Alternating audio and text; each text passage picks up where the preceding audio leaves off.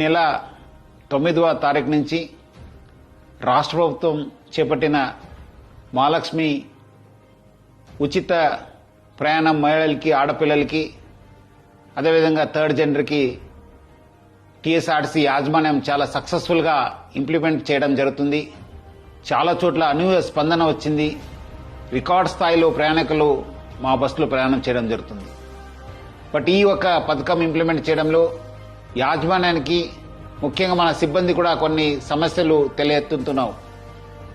ముఖ్యంగా చాలామంది మహిళలు తక్కువ దూరంకి వెళ్లే వాళ్ళు కూడా మన ఎక్స్ప్రెస్ బస్సులో ఎక్కి దూర ప్రాంతం వెళ్లే ప్రయాణికులకి ఇబ్బంది కలిగించే విధంగా ప్రయాణం చేస్తున్నారు. వాళ్ళందరూ కూడా నా తరఫు నుంచి, యాజమాన్య తరఫు నుంచి కోరుతున్నాను, మీరు తక్కువ దూరంలో వెళ్లే వాళ్ళైతే వెలుగు బస్సులో ప్రయాణించాలని చెప్పి నేను మరీ కోరుతున్నాను.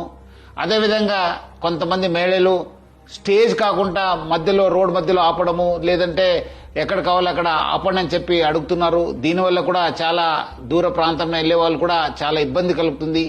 స్టేజ్ దగ్గర మాత్రమే మా బస్సు ఆగడం జరుగుతుంది. సో ముఖ్యంగా దీనివల్ల కూడా దూర ప్రాంతంలో వెళ్లే వాళ్ళు, వేరే ప్రయాణికులు కూడా మేలు జరుగుతుంది. మన కండక్టర్స్ కి, డ్రైవర్స్ కూడా బాగా జరుగుతుంది. లేదంటే కొన్ని చోట్ల మనకు చాలా ఇబ్బంది కలుగుతుంది. మన కండక్టర్స్ కూడా చాలా ఇబ్బంది పడుతున్నారు. ప్రజలు బాగా సహకరించారు. వాళ్ళందరూ కూడా నా తరఫు నుంచి, యాజమాన్య తరఫు కూడా ధన్యవాదాలు తెలుపుతున్నాను.